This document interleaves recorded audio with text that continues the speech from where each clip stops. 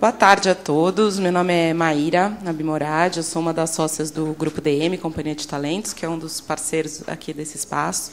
Em nome da HSM, eu queria agradecer a presença de vocês, dizer que anualmente a gente realiza, em paralelo ao auditório principal e tudo que acontece na Expo Management, esse espaço aqui, como CBN Young Professionals.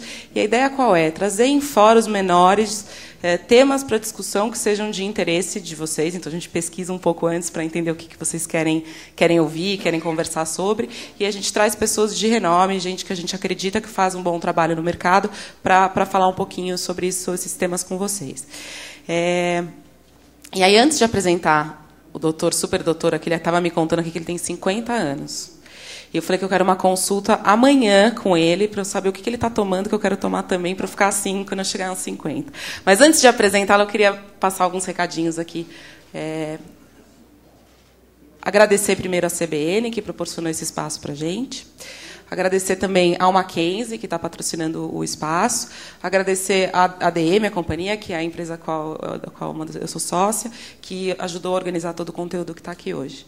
E aí, 3 recadinhos rápidos. O primeiro é que tudo que a gente está fazendo aqui hoje está sendo transmitido ao vivo pela internet, naquela câmera ali atrás. Então, vou pedir para vocês evitarem de levantar durante a apresentação, para que não atrapalhe a transmissão. Pedir para vocês também desligarem ou colocarem no Vibracall o celular, para não atrapalhar a palestra.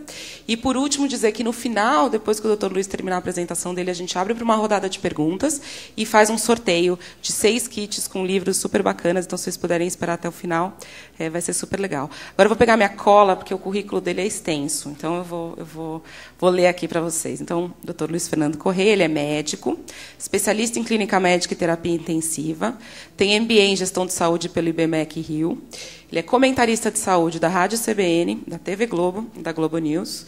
E ele fez parte da delegação nas Olimpíadas de Pequim, em 2008. E, nesse mesmo ano, em 2008, recebeu o prêmio Alexander Adler de Jornalismo de Saúde. Então, por favor, vamos receber com o maior carinho o Dr. Luiz Fernando Corrêa.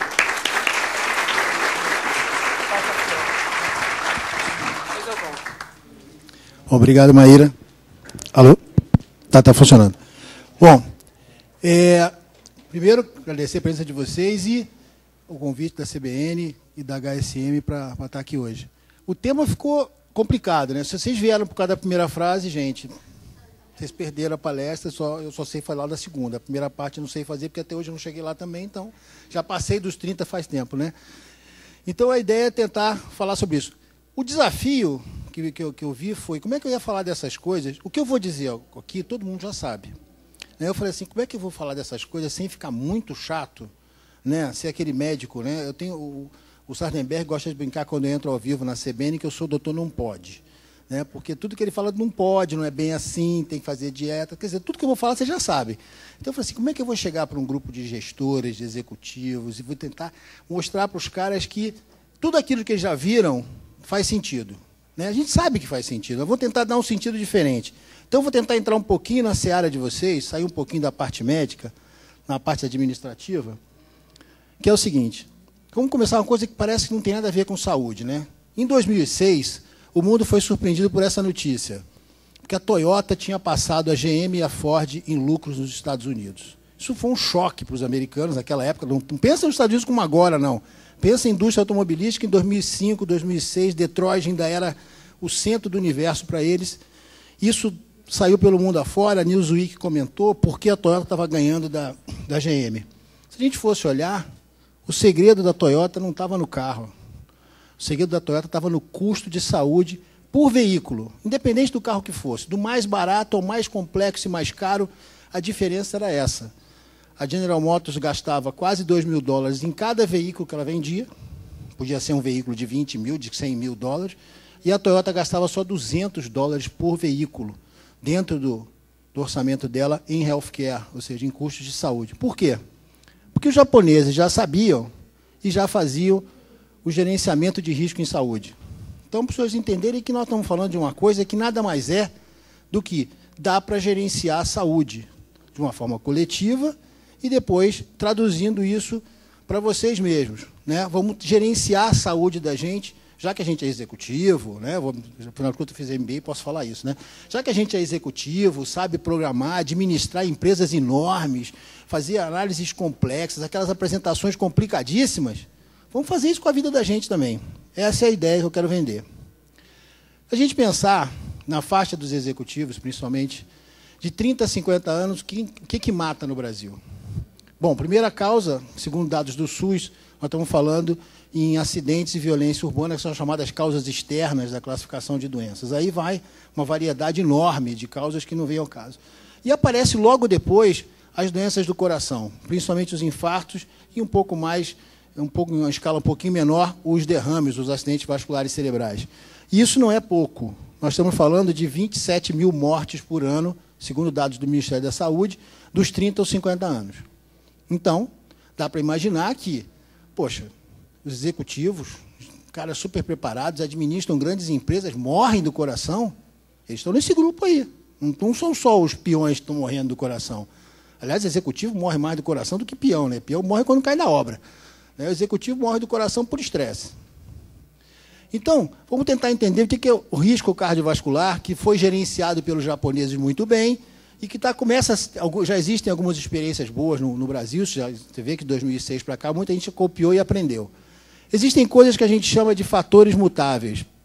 Ou seja, a gente pode melhorar a quantidade de gordura no sangue, a gente pode parar de fumar, a gente pode se mexer e combater o sedentarismo, a gente pode perder peso e pode, principalmente, combater o estresse. Porque existem outros dois fatores que não tem jeito de mudar, né? A nossa hereditariedade, como dizia uma amiga minha, família e herança genética é igual a móvel velho, é bom pouco e longe, não tem jeito, mas vem com a gente, né? Tá ali. E também a idade, a gente fica velho a cada segundo que passa, isso não tem jeito de gerenciar. Agora, tudo de cima pode ser melhorado. Então, vamos tentar descobrir, como é que estão os executivos brasileiros? Vai a gente não dizer que eu falei que naquelas 27 mil mortes tinha muito executivo? É provável que tenha sim. Por quê? Isso aqui é resultado de uma pesquisa feita por uma clínica do Rio de Janeiro, a Med Rio, divulgou esses dados já até há 2 anos. Eles analisam, fazem check-up de executivo há muito tempo. Então, já tem uma base de dados enorme. 40% dos executivos fumavam, 50% tinha colesterol alto, 50% consumia álcool de maneira regular, que está sempre de braço dado aqui com o tabagismo, é sempre uma luta difícil, às vezes, um atrapalhando você conseguir cessar o outro hábito. 65% era sedentário, ou seja, não fazia exercício regularmente, 70% tinha estresse elevado e 80% comia mal. Até aí, todo mundo já viu isso, né? É só olhar para o lado no escritório que você vai ver. Você mesmo, as pessoas dificilmente conseguem ter dieta regrada, porque não tem horário. Tem todas as desculpas do mundo. Eu não faço exercício porque não consigo, né? Eu não consigo hora na minha vida para isso. Agora, o resultado são aquelas 27 mil mortes que a gente falou. Não tem jeito de fugir disso. Então, esse aqui é o dado dessa pesquisa em forma de números. Vamos ver, então. Já que nós estamos na reunião de executivos, sempre gosto de mostrar cenários, né? Vocês estão acostumados a imaginar isso, né? Imaginar um cenário para a sua empresa, seja uma empresa grande ou pequena, não interessa, o projeto está tocando, qual é o melhor cenário, qual é o pior cenário, e como é que eu vou mexer com isso, administrar isso. Tem aqui o Luiz. O Luiz é um cara de 38 anos. No momento ele está fazendo alguma atividade. Essa atividade fez a frequência cardíaca dele, ou seja, o ritmo do coração dele variar muito. Ele começou essa atividade, ele estava com 80 batimentos por minuto, como provavelmente a maioria de vocês está aqui, perto disso, foi até quase 150. A pressão arterial dele subiu, né? Porque, afinal de contas, ele estava fazendo alguma coisa que fez a frequência cardíaca também subir. O coração dele estava acelerado, ele estava sentindo o coração bater, estava muito concentrado, porque a atividade exigia isso, e no final dessa atividade ele estava muito cansado. Junto com ele, em outro lugar da cidade, tem um outro cara chamado Fernando. Esse cara tem 39 anos, mesma faixa etária, está fazendo também uma atividade que está levando a frequência cardíaca dele subir muito. Também saiu dos 85, que era o basal dele, para 142. Já começou um pouquinho mais ansioso, talvez, naquilo que estava fazendo. A pressão subiu muito. O coração também disparou. Ele precisou de muita concentração nessa atividade que fez, e no final estava muito cansado. Agora, o que será que esses caras estavam fazendo? Vamos tentar descobrir. O Luiz estava fazendo spinning na academia, cara. Acontece tudo isso com você quando faz spinning. Quem já fez spinning ou qualquer outra atividade, aula coletiva dessa de aeróbica, faz isso acontecer. Agora, acredito que aí, não sei se a maioria, mas muita gente já passou pelo segundo cenário. Teve que apresentar um projeto crucial para a sua vida executiva para a diretoria. Acontece a mesma coisa. Agora, fala assim, então, peraí. Então, também, de repente, é bom apresentar projeto todo dia, né? Se eu quero academia todo dia, o efeito é o mesmo. Não é bem assim, gente. É para entender que, apesar dos efeitos no seu corpo serem parecidos, os cenários são muito diferentes. Quais são as diferenças? Quando você faz spinning ou faz uma aula de aeróbica, eu não sei se aqui em São Paulo é comum, no Rio é muito comum as aulas de running class, são várias esteiras na sala, as pessoas meio que correndo em conjunto com o professor, criando desafios, né, para as pessoas. Você consegue liberar endorfina, que é aquele hormônio, aquele hormônio que faz você se sentir bem, aquele negócio. Olha, eu sei que é difícil, gente, chegar nesse ponto, né? A maioria desiste antes de liberar a endorfina. A terceira aula fala assim, não cheguei nesse negócio de endorfina, gente, eu só fico cansado. Mas se perseverar um pouquinho, você acaba chegando lá. Acontece, viu? Eu juro, pode acreditar. Mas isso também leva você a ter condicionamento cardiovascular. Você consegue consumir bastante caloria das que você ingeriu por dia e vai perder peso. Que, aliás, é muito bom sempre, né? Em qualquer situação. Seja menina, menino, né? É sempre bom. Já a apresentação da diretoria, que fez o seu corpo sofrer aquelas mesmas alterações, que talvez muito parecidas, não as mesmas, muito parecidas com a aula de spinning, tem alguns componentes diferentes. Principalmente, ela aumenta a liberação. Em vez de liberar a endorfina, que é um negócio muito legal, ela aumenta a liberação do cortisol. O cortisol também é um hormônio do corpo da gente, também é produzido naturalmente, ele é super importante no dia a dia, mas ele é o chamado hormônio do estresse. É ele que prepara o nosso corpo para as atividades que você vai ter que ser confrontado com alguma coisa. Uma herança, talvez, da nossa época ainda das cavernas, que a gente tinha que brigar para comer, né? Tinha que sair caçar para comer, então ou então fugir se a caça fosse muito maior do que você, né?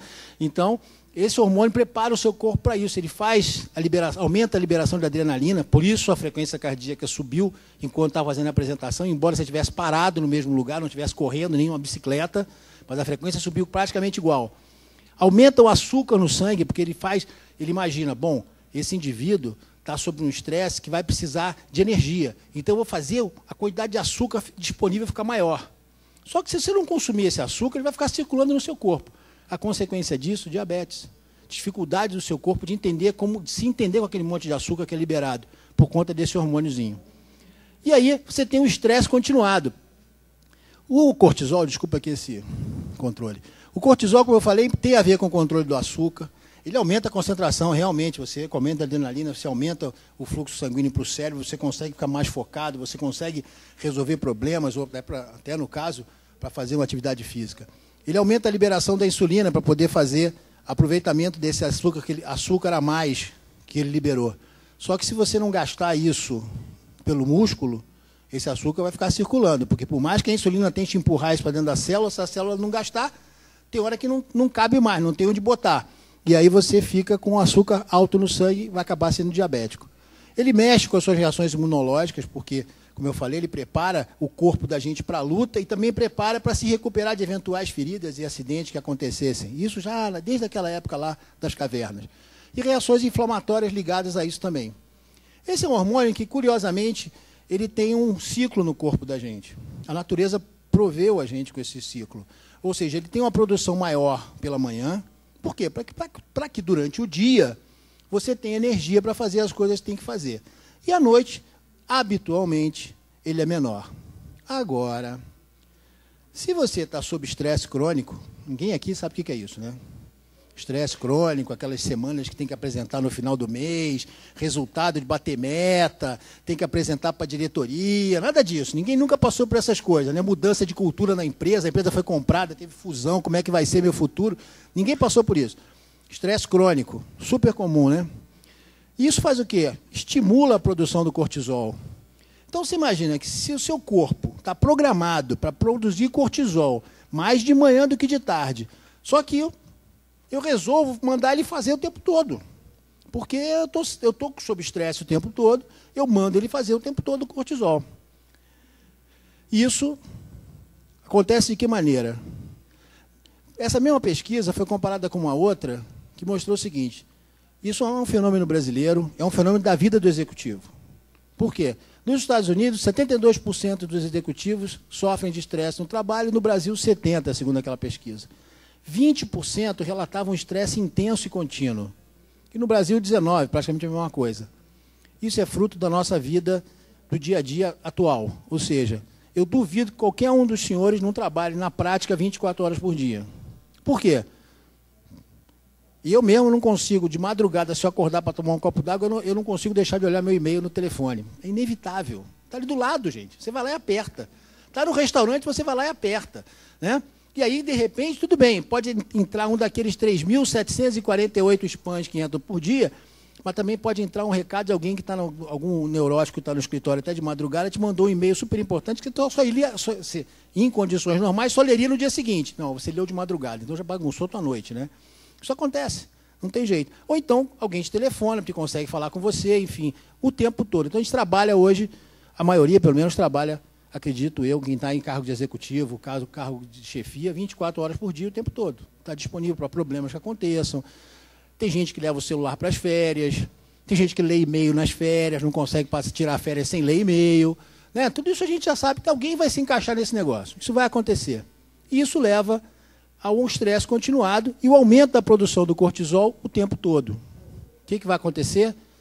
A tireoide vai sofrer, que é uma outra glândula que tem a ver com o controle de hormônio, ou seja, o organismo humano ele é todo balanceado a partir de produção e contraprodução de alguma coisa. Então, quando você desequilibra um desses eixos de hormônio, no caso, por exemplo, do cortisol, você vai acabar desequilibrando alguma outra coisa no seu corpo. Volto a lembrar para vocês, pensem no seu corpo como se fosse uma empresa.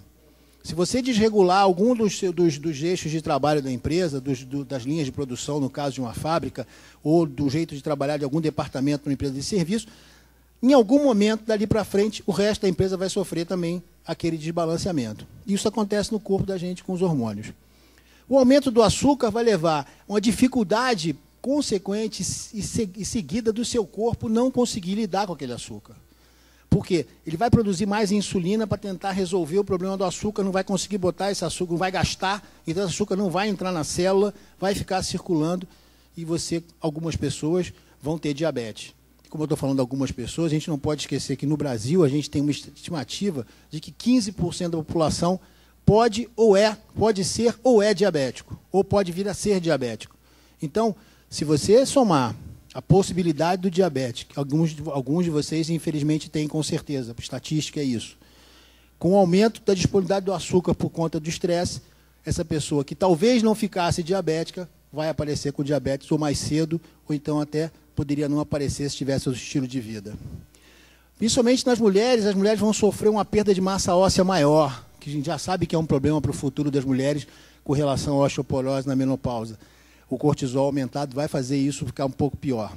A pressão arterial vai aumentar, porque você vai estar sempre estimulado, sempre ligado, sempre pilhado. Vocês não conhecem ninguém assim, né? Com certeza não viram ninguém assim. Aquele cara que senta na mesa para conversar com você, bom dia, por quê? Né? E daí por diante. Aí você tenta amenizar, o cara relaxa um pouquinho, daqui a pouco ele volta e fica nervoso de novo. Né? Isso acontece, ninguém não sei. Eu nunca vi alguém assim. E baixa de imunidade. Então é a clássica história, que também vocês nunca devem ter visto, ou seja, depois daquela apresentação daquele projeto crucial que levou, sei lá, semanas de trabalho insano para vocês conseguem apresentar, deu tudo certo, se Deus quiser, o projeto está muito legal, a diretoria aprovou. Na semana seguinte, quando você vai começar a tocar o projeto, fica gripado. Ou então fica esquisito, pega uma pneumonia. Acontece toda hora. Se olhar na empresa, tem vários relatos desses. Isso acontece porque a sua imunidade sofreu também por esse estímulo contínuo do cortisol. O que a gente pode fazer, então? A gente sabe que tem dois jeitos de tratar isso. Né? Tem um jeito, que até um amigo meu disse que é meio para inglês ver, que é o tal da tratamento de gerenciamento de risco em esfera corporativa. Realmente tem vários programas desses por aí e tem muito poucos que conseguem funcionar. Por quê? Porque é difícil mesmo. Eu digo que é pior do que implantar programa de qualidade, né? Porque você vai ter que mudar com o hábito das pessoas dentro e fora da empresa. Programa de qualidade tem que mudar o hábito dentro, já é difícil para burro. Imagina se o cara tiver que mudar isso também na vida dele.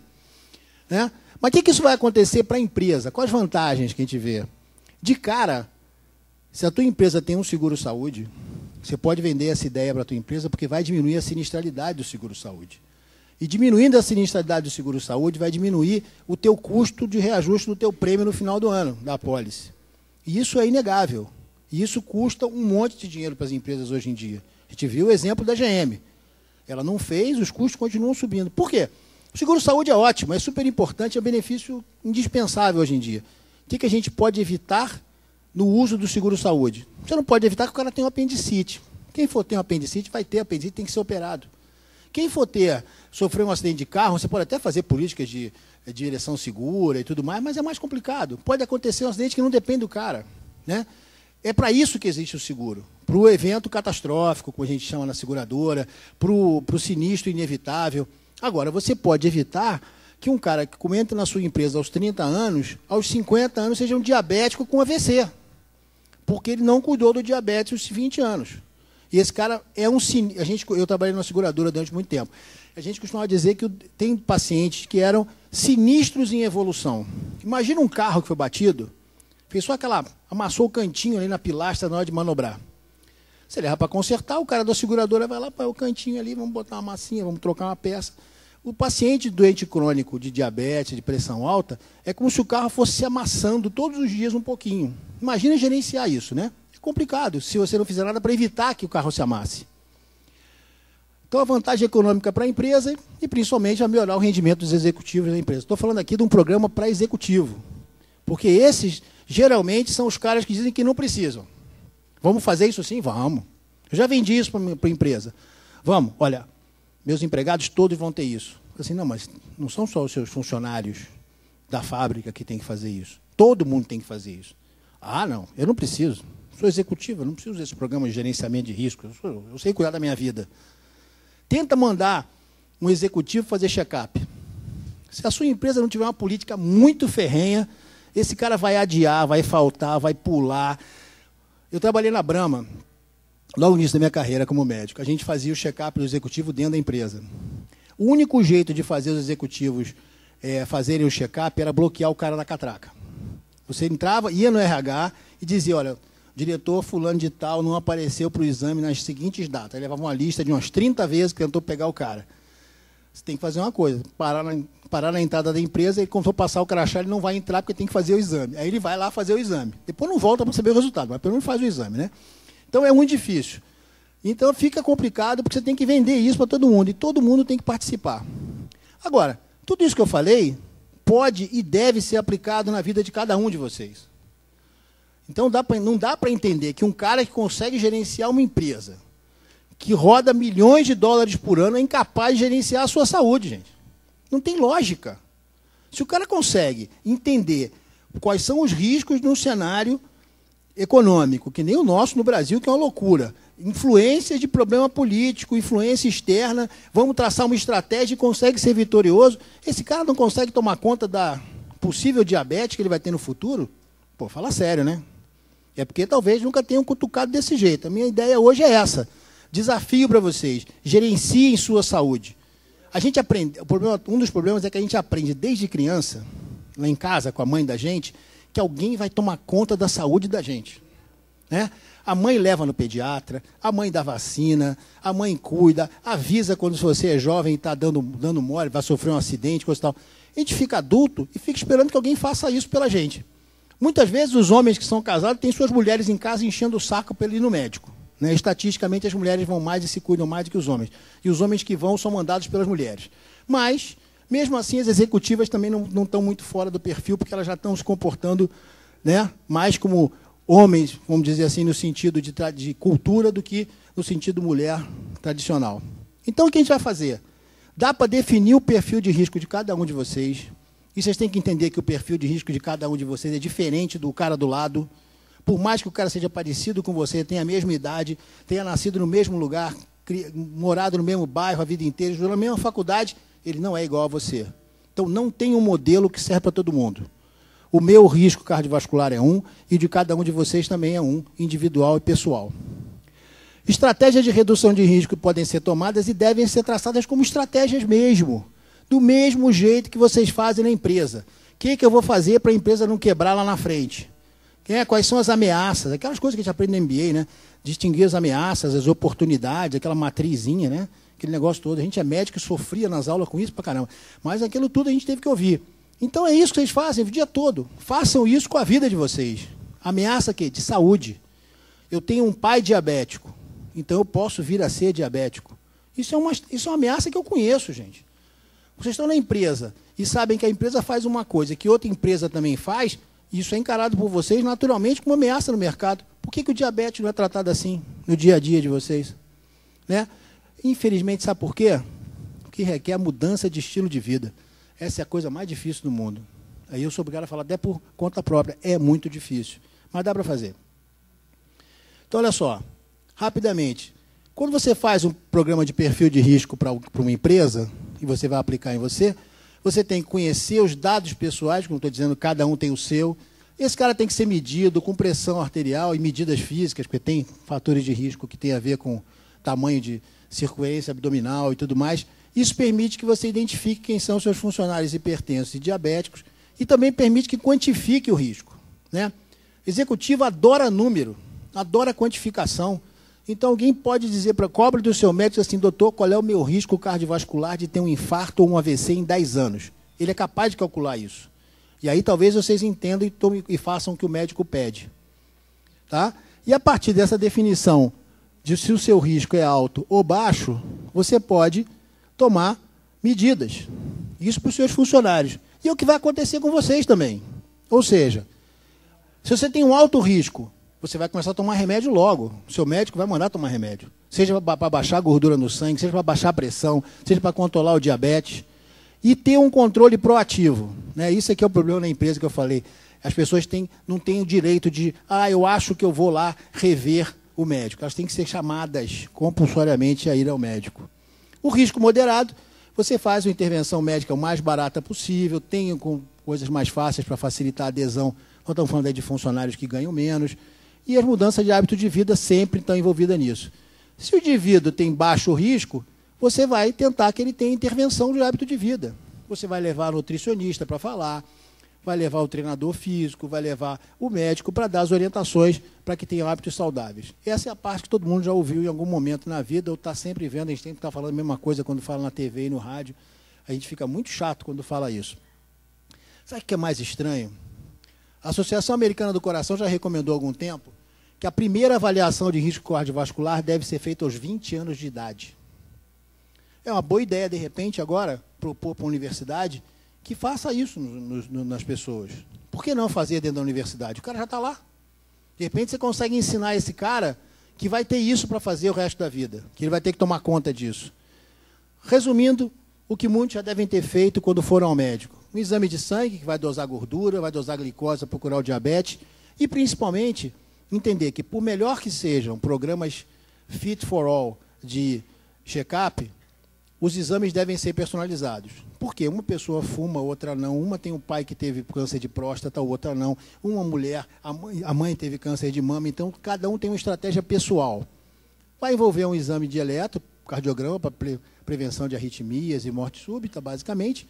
E o ideal é que faça um teste de esforço, idealmente mesmo a ergospirometria, que é aquele exame, né, como eu estou falando para executivos, o padrão financeiro é um pouco melhor, você pode gastar um pouco mais.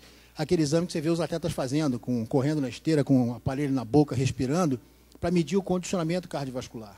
A gente já sabe, como médico, que mais do que o exame de teste de esforço com eletrocardiograma, a ergospirometria, que é essa medida de quanto você consome de oxigênio, é o melhor parâmetro para prevenir doença cardiovascular, ou seja, infarto no futuro. As estratégias de mudança de vida não são muito complicadas, gente. Mas vamos entender de vez uma coisa. Precisa do auxílio de alguém. Né? Não dá para achar que vai parar de fumar sozinho, vai aprender a comer bem sozinho e vai fazer exercício sozinho. Né? Vamos perder um pouquinho dessa nossa empáfia de executivo e dizer, não, afinal de contas, eu tenho MBA, eu posso controlar minha vida nesse ponto. É muito difícil. Parar de fumar é muito difícil sem auxílio de especialista. Uma dieta personalizada sem nutricionista é muito complicado. E fazer um programa de treinamento físico sem consultar alguém também é muito complicado e até perigoso, porque você vai estar mais sujeito a lesões e não vai permitir que você continue nesse programa que você acha que é o ideal para você. E o mais complicado, gente, está aqui, né? Gerenciamento do estresse. Isso é ótimo. Tem um monte de departamentos de RH ou de gestão de pessoas e outros nomes pomposos que tem. Na época eu trabalhava na Brahma e depois na seguradora, era só RH. Agora tem cada nome mais complicado que o outro, né? Gerenciamento de pessoas é simples, tem outros mais complexos ainda. Mas, enfim, e muitos deles têm programa de gerenciamento de estresse, que geralmente vem aquela atividadezinha, vamos botar uma cadeira de shiatsu em algum lugar na empresa, nada contra o shiatsu, né? Vamos botar alguém para falar palestras motivacionais, também são todas ótimas, mas cada um de nós tem que tentar entender como é que o estresse pega, aonde ele pega. Olha, ele pega porque o meu chefe é um cara chato pra caramba e todo dia me cobra a mesma coisa. Se eu sei que o meu chefe vai me cobrar todo dia a mesma coisa, eu também não tenho mais direito de ficar estressado com isso, gente. Eu já sei que é assim, né? Ou eu troco de empresa, se eu puder, troco de chefe, ou então aprendo a viver com isso. Porque viver estressado por uma coisa que você sabe que vai acontecer é desnecessário, né? E, principalmente, fazer atividades orientadas. Aí, para escolher, eu escolhi aqui algumas. Yoga é muito legal. Eu, por exemplo, não consigo. Se ficar na sala, aquela musiquinha, eu vou dormir, né? Corrida eu já gosto. Corrida já é mais meu ritmo, né? Spinning também eu gosto muito. Natação também, dá para fazer até um triatlon, se o cara tiver tempo. Tai Chi Chuan é muito legal, também é bom, mas também eu acho um pouco mais devagar. E Pilates, que é a nova moda também, para quem gosta, é um bom jeito de fazer alongamentos e fazer exercícios. Até dizem que gasta muita energia. Eu não acredito muito não, que aquelas cordinhas ali ajudam muito, né? Fica difícil aquilo ali gastar muita energia, mas tudo bem, dizem que gasta. Eu nunca vi também nenhum trabalho científico dizendo quanto gasta. Esse aqui, meu medo é esse, o resto todo tem escrito, né? Os caras das escolas de educação física fizeram milhões de trabalhos, quanto você gasta de oxigênio na corrida, no spinning, na natação. Eu nunca vi um trabalho de pilates. Não tem nada contra, ele funciona bem, não dá lesão, é super bom para começar. Mas eu acho que depois tem que fazer uma coisa aeróbica, porque o importante é o condicionamento do coração. O coração é um músculo, e como qualquer outro, ele tem que ser treinado. E quanto mais treinado ele for, mais econômico ele vai ser. Mais uma vez, voltando para o universo de vocês, ou seja, ele vai gastar menos oxigênio para fazer as atividades do dia, ou seja, bater toda hora que você precisa para bombear o sangue, e você vai ter mais oxigênio sobrando para o resto. Enfim, a melhor coisa no mundo é essa. No final, alguma coisa que você se sinta bem quando acaba. Não adianta eu dizer para você, faça spinning, que você vai lá, vai achar aquilo um saco, vai sair muito chateado. Escolhe uma atividade, faz um monte até descobrir, descobre alguma. Alguma vai ter. Nem que seja caminhar, mas alguma vai ter. E principalmente tentar ser feliz no dia a dia. Eu acho que isso é o que eu posso dizer, que é meio óbvio, como eu disse, mas a minha ideia é, tragam isso para o nível gerencial das suas vidas. Gerenciem a sua saúde como vocês gerenciam uma empresa. Coloca o seu corpo como empresa e gerencia a sua saúde como empresa. Eu acho que, se pensar assim, muitos vão conseguir botar a vida e o corpo em ordem. Obrigado a todos. Fica o meu e-mail, Saúde em Foca, o boletim da CBN, globo.com. Eu abro direto esse e-mail, é pessoal mesmo. Obrigado. Muito bom, muito bom. Onde você vai? Eu vou tomar água. Ah, bom. Vamos lá? Vamos abrir para perguntas para o doutor? Quem quer começar? Só esperar chegar o microfone? Achei que você já ia fugir. Está me ouvindo? Quando você falou do cortisol, por exemplo, eu tenho a minha própria empresa e eu trabalho 24 horas por dia, mas eu me sinto bem trabalhando 24 horas por dia. Então, às vezes, sei lá, amanhã eu tenho uma palestra, estou aqui, vou chegar em casa, vou terminar a palestra às 3 horas da manhã. Não é porque eu deixei para a última hora, porque é just in time, né? Você faz na hora que tem que fazer. Isso, eu estou num certo estresse, mas eu estou fazendo e estou feliz fazendo a palestra. Isso libera o cortisol da mesma forma? Ou por eu não estar estressado não faz essa liberação? Olha, tem duas coisas. Primeiro que libera sim, e também não tem jeito não. Essa palestra eu acabei ontem à noite também, tá, gente? Não dá, é assim mesmo. A gente sabe que a vida é assim. Agora, você não está sentindo ainda isso, tá? Desculpa eu falar assim pela sua idade, mas você ainda não está sofrendo os efeitos disso. Mas o ideal é que, se você puder, a gente sabe que isso vai acontecer. Não estou dizendo para ninguém vai conseguir. Depois do que o Romero falou, não tem jeito, tem que trabalhar 26 horas por dia para fazer o que esse cara fez. né? Que fez a palestra antes. Então, não tem jeito. Tem que trabalhar muito. A gente sabe disso, e principalmente os mais jovens estão na época de ralar muito. A gente quer ralar, tem que ralar, é assim que a gente cresce. Agora, se você puder se programar, conhecer, é o que eu falo, olha a diferença. Qual a sua idade, desculpa, você pode falar? 24. Então, se você já tivesse feito, ou tiver feito, uma avaliação do seu risco cardiovascular, você vai conhecer o que você pode mudar daqui para frente para que isso não seja uma bomba relógio aos 40.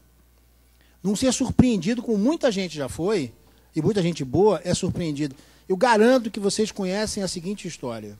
O cara era um executivo, ou era um profissional liberal, alguém assim em torno dos 40, entre os 40 e 50 anos, tinha uma vida boa, trabalhou pra caramba, construiu alguma coisa, e no final de semana fazia esporte. E esse sujeito fez uma morte súbita e morreu num clube, nadando, jogando tênis, jogando vôlei. Todo mundo conhece alguma história dessa. Porque, infelizmente, esse sujeito não teve uma prevenção. Né? Não vou nem discutir o fato de que o lugar onde ele estava talvez não tivesse o suporte necessário. Isso também é outro problema. Mas por que ele teve uma morte súbita? Porque alguma artéria entupiu no coração dele. É isso que faz a gente ter uma arritmia fatal e morrer aos 40 anos. Porque vocês vão também conhecer gente que tem muito mais de 40 que já infartou 5 vezes. Né? Por quê? Porque as artérias de alguém de 40 anos não sofreram cronicamente e o corpo deu um jeito, abrindo outros caminhos, que é isso que acontece com o coração da gente. Se acontecer um infarto nessa fase entre 40 e 50 anos, ele tem muito mais chance de ser fatal, porque ele vai gerar uma arritmia, ou seja, seu coração vai bater fora de ritmo, você vai fazer uma morte súbita e vai morrer. Então, gente, é prevenção. Conselho, né? Já foi dado, uma avaliação cardiovascular e programa a sua vida. Pô, faça exercício. Onde é que eu consigo arrancar aqui 1 hora, gente? Não tem jeito. Dá para arrancar. Tem que virar dever de casa. Né? Se estivesse na empresa, se estivesse dizendo assim, olha, eu tenho que fazer isso, você não ia arrumar tempo? Então eu tenho que fazer isso, eu arrumo tempo, gente, dá um jeito. Mas é isso aí, você não está sentindo porque é novo, desculpa falar assim, mas é porque você está no pique. O cortisol é o hormônio do estresse. Quando eu falo que é estresse, não é porque seja ruim. A gente não pensa no estresse de ficar chateado, ficar agoniado. O estresse é aquela coisa que te empurra para frente. O problema é você estar sempre sendo empurrado para frente o tempo todo. O organismo depende de você ter momentos que te empurrem para frente e momentos que você relaxe. Se isso não acontecer, cara, podem ter aquelas consequências no futuro.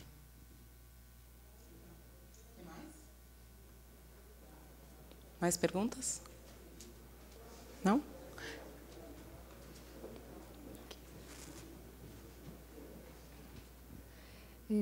Uma curiosidade.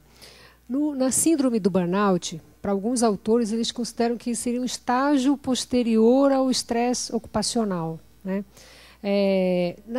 Tem algum estudo verificando assim, se esses níveis, né, de produção de cortisol permanecem na síndrome do burnout, uma vez que é como se fosse uma defesa, né? A pessoa fica meio até insensível, né? Seja ao prazer ou à dor. Como que fica isso? Tem algum estudo? Tem alguma pesquisa? Acho que é legal explicar para todo mundo o que é síndrome do burnout, porque eu até outro dia também não sabia, descobri outro dia. Bom, a gente está falando de uma síndrome em que, depois de um estresse continuado prolongado, estresse continuado prolongado é até uma coisa, né, pleonasmo, mas é verdade, pessoas que sofrem, tem uma hora que o cara fica completamente insensível a isso. O que acontece muitas vezes é que a gente tem muito dado do cara que fica doente, fisicamente doente. Em vez de ficar só exaurido completamente, na verdade, não poder mais produzir, não poder mais fazer nada, tem gente que infarta, tem gente que tem um AVC, tem gente que, enfim, tem outros problemas de saúde. Então, eu nunca li nada especificamente separando, identificando essas pessoas e dosando cortisol. A gente tem muita coisa mostrando que executivos que sofreram um evento agudo têm níveis de cortisol muito alto. E isso a gente pode tentar administrar. Inclusive, tem trabalho já prevendo, tentando descobrir se existe alguma tendência genética por trás disso, ou seja, se a resposta ao estresse com a produção de cortisol aumentada, ela tem um padrão genético. É possível até que tenha em alguns grupos, mas eu acho que o problema é a gente tem que administrar no micro, né? Isso é bom para dar aula. Eu acho que tem que pensar no dia a dia da gente. Eu nunca li nada especificamente, não, desculpa.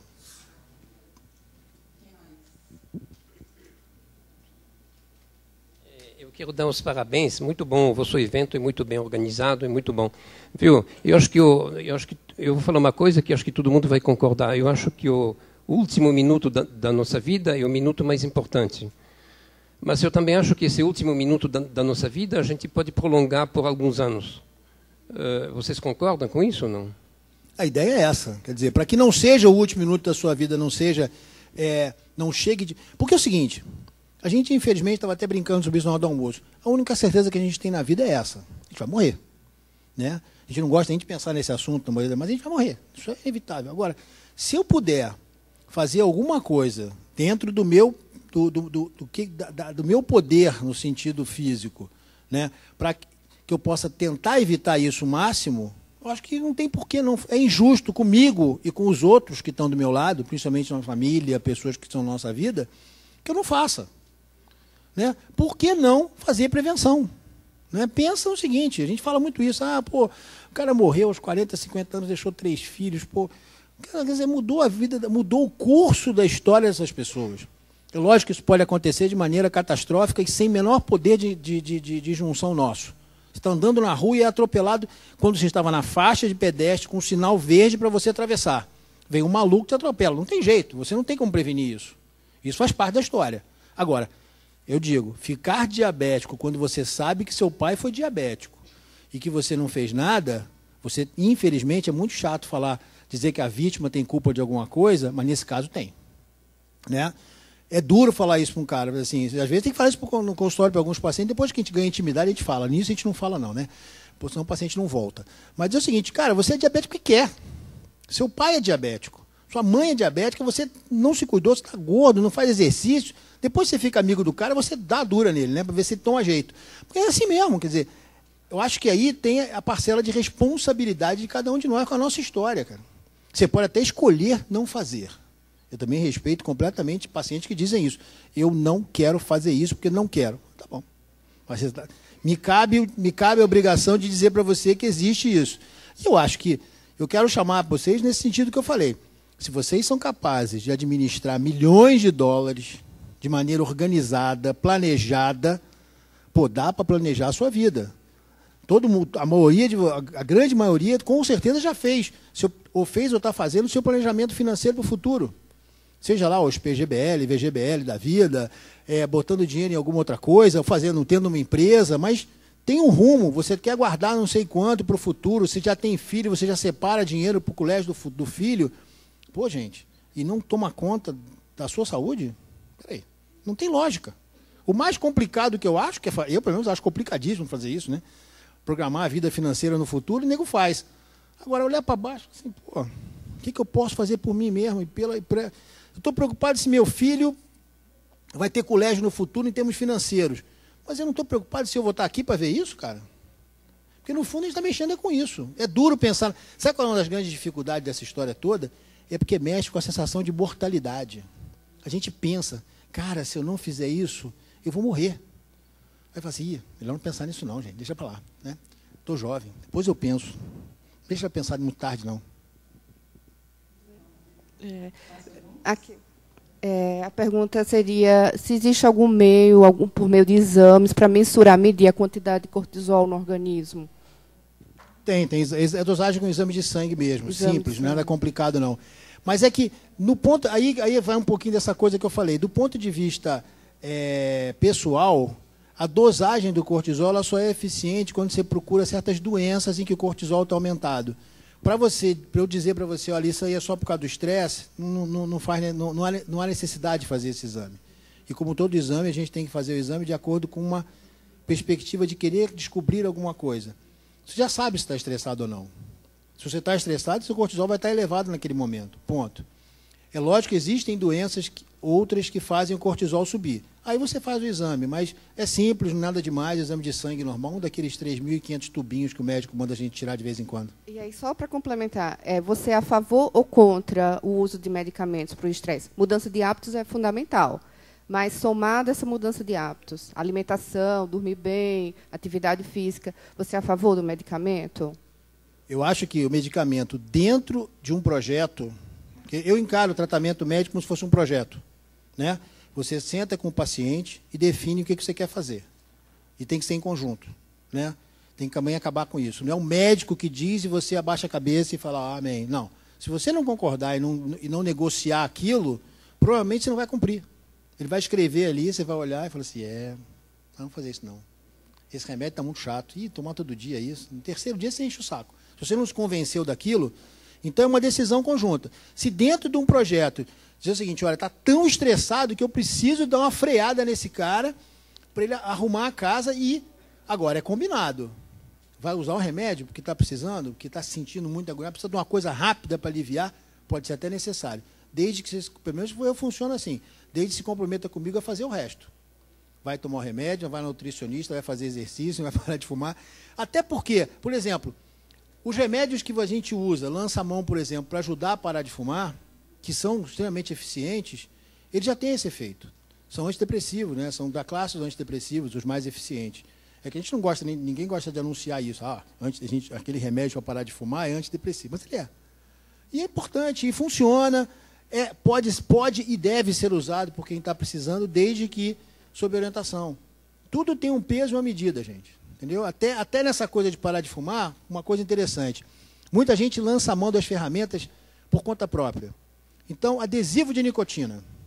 Eu quero parar de fumar, meu amigo parou usando adesivo de nicotina. Eu vou parar também. Aí eu compro adesivo e coloco. Você não sabe nem se aquela quantidade de nicotina que está sendo dada para o seu corpo é a que você usa. Porque não é essa a estratégia. A estratégia é você medir a quantidade de uma substância que diz para o médico quanto circula de nicotina no seu corpo, e você usar o adesivo para poder retirar aquilo sem o cara fumar, sem ter a agressão da fumaça e das outras substâncias cancerígenas que vêm com ela. Você dá para ele a parte viciante do cigarro, que é a nicotina, sem usar, sem estar oferecendo para ele as substâncias maléficas que estão na fumaça do cigarro. Mas agora, volto a dizer, você só vai usar esse adesivo se souber quanto você precisa. É um remédio como outro qualquer. Então, tudo isso é ferramenta e deve ser usado sim. Não tem nada contra, não. Faz parte. Muito bom. Mais perguntas? Mais dúvidas? Não? Mais uma? Mais uma aqui, ó. Aqui na frente, ó.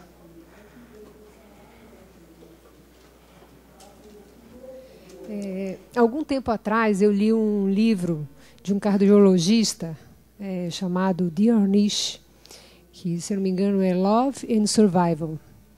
E, na mesma linha, tem um médico também pernambucano, se eu não me engano, que escreveu Quem Ama Não Adoece.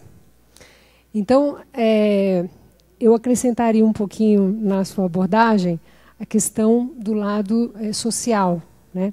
A importância e o quanto que isso ajuda a superar o estresse no ambiente corporativo, o cultivo dos vínculos, né?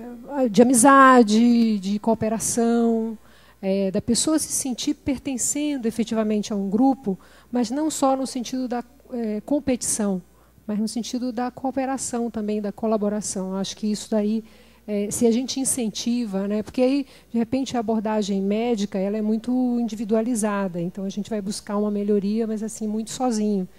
E os dois autores eles abordam muito assim que às vezes você faz parte de um grupo de risco, mas o fato de você ter uma vida social saudável, né, amigos e compartilhar bastante tudo, faz com que você tenha uma vida mais uma longevidade maior, que em princípio assim, nossa, você vai morrer daqui a pouco, né? Mas assim, o fato de estar compartilhando e estar sempre cercado de pessoas amigas e relações amistosas, isso acaba favorecendo a saúde.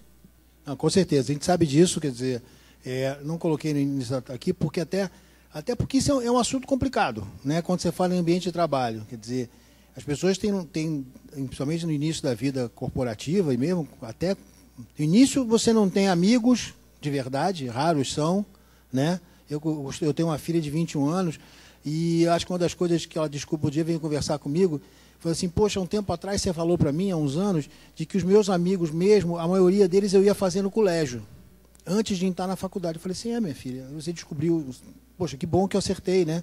Mas você fez algum amigo na faculdade? Fiz poucas. Mas é verdade, que a gente, quando não... A partir da faculdade já está entrando em competição, não tem jeito. E aí vai ficar mais difícil fazer um amigo de verdade. Então, A gente sabe que as redes de amigos são fundamentais para diminuir o risco. Então, quando eu proponho que vá fazer uma atividade física, por exemplo, é muito provável que você consiga fazer alguma atividade física e nisso você encontra alguém. Ou está correndo junto, até mesmo na rua, vai entrar para um grupo de corrida, isso vai acabar socializando você. E é muito difícil, isso sim, na esfera corporativa é muito complicado. Tentar ajudar a criar esses vínculos, até porque é um ambiente de competição natural, né? Ainda mais na faixa, quando a gente está falando do executivo para cima, né? Legal. Queria encerrar com um comentário. Eu fui sempre uma pessoa que odiava fazer ginástica, sempre odiei a vida inteira. E aí eu tive uma sacada que hoje eu faço exercício 4 vezes por semana. Depois que eu tive filhos, eu comecei a me preocupar mais com essa coisa de morrer, né? Tem muito filho para criar, então eu não posso morrer logo. É uma missão longa pela frente. E o que funcionou para mim foi mudar a minha relação com o exercício físico, né? Eu tinha uma expectativa de adorar fazer aquilo. Então eu via as pessoas super empolgadas indo para a academia. E eu falava, ai, que pesadelo, eu tenho que ir, que horror, coisa. E aí eu preferia fazer qualquer outra coisa do que fazer ginástica, porque o fato é, eu odeio fazer ginástica, mas eu preciso fazer. Então, eu mudei a relação. Então, eu não penso. Eu vou e faço e pronto. Que nem tomar banho, que nem tomar café da manhã, que nem trabalhar, que nem... Virou uma parte da minha rotina e eu não tenho mais expectativa de achar super divertido. Então, aí fica um pouco mais fácil, né? Porque se eu vou esperando que vai ser legal, da primeira vez não vai, da segunda vez não foi também, da terceira... E continua não sendo. Mas eu continuo indo, há 3 anos eu vou religiosamente 4 vezes por semana, porque eu sei que eu preciso, enfim, cuidar da minha saúde, né? Muito nesse contexto que o doutor falou.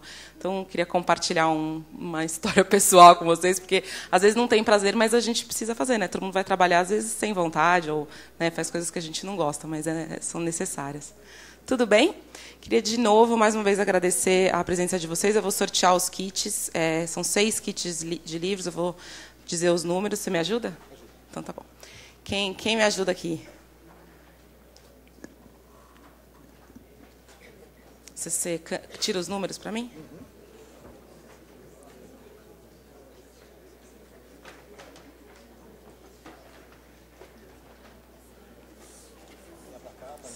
Então, vamos ver quem está aí. 46, está aí? Sim? Aqui? Parabéns.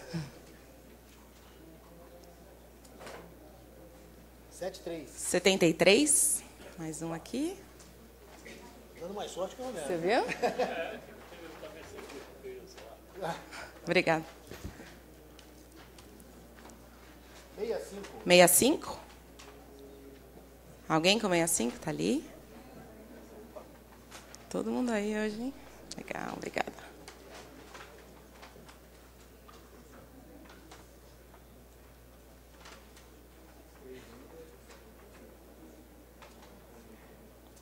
(61) e 62. 61 está aí? 62 está aí? Não? Então, mais 2.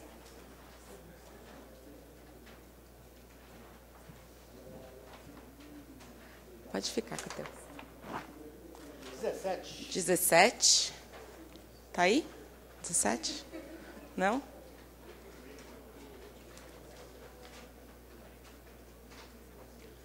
(93). 93. Aqui. E vamos para o último.